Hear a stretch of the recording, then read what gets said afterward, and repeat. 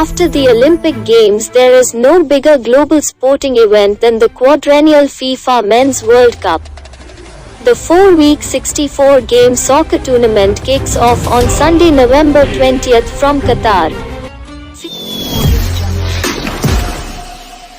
FIFA, the governing body of the World Cup, estimates that globally 5 billion people will tune in, compared to the estimated 3.5 billion that tuned into the 2018 games, with 1.1 billion watching the final match between France and Croatia.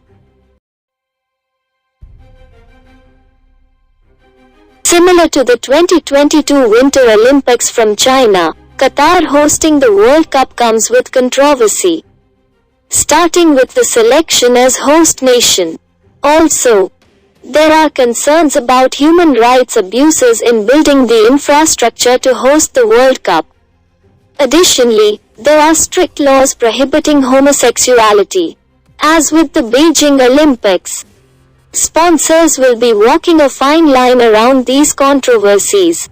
Ever since it won the right to host the 2022 World Cup, Qatar has been a controversial choice. Soccer's ruling body FIFA awarded Russia and Qatar the rights to consecutive World Cups. Allegations of vote buying have swirled. Two members of the 24-man FIFA Executive Committee that chooses the hosts were suspended before the 2010 ballot after being filmed offering their support for cash. An investigation continues in France into the award of the 2022 tournament.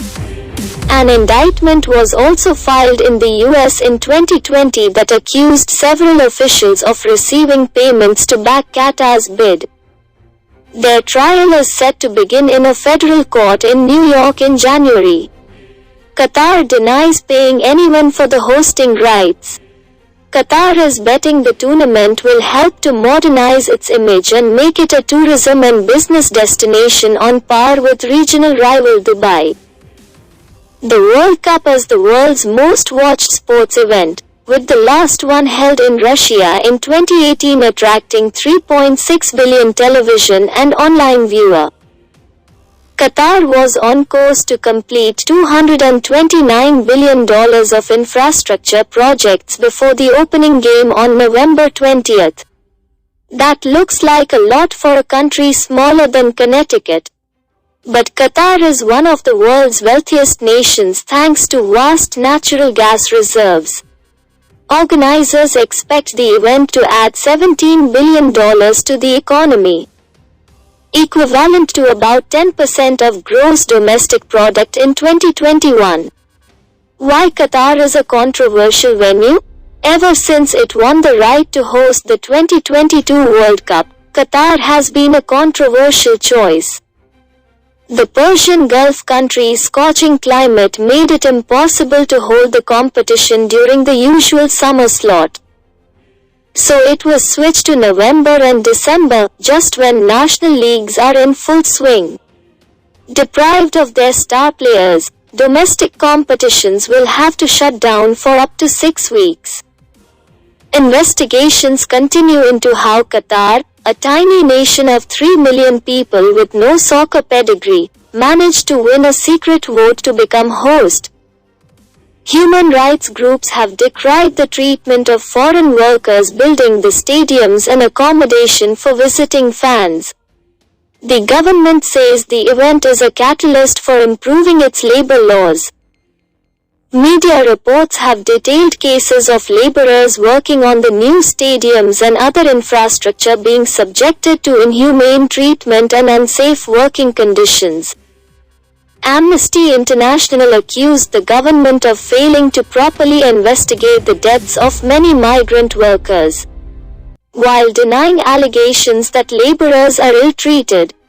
The government has been building some new living quarters and promised to improve safety. Qatar introduced new labor laws in 2020 designed to guarantee a minimum wage and make it easier to move jobs in. Players and teams in Norway and fans in Denmark called for boycotts. But soccer authorities in participating countries ultimately rejected the idea. Amnesty and others groups said enforcement of Qatar's labor reforms has fallen short. But note the changes have been positive overall and pushed back on the idea of a stay away. The weather should be quite pleasant. The average mid-November high is 29 degrees Celsius. And the heat tends to dissipate in December. Nonetheless, some of the tournament's 8 outdoor stadiums are equipped with air conditioning systems, adding an extra challenge to FIFA's pledge to make this World Cup carbon neutral.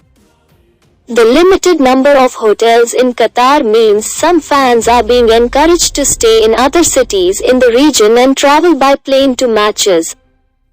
Qatar has no real history in the World Cup. The country has just millions population and it is situated in Peninsular in the Arabian Sea.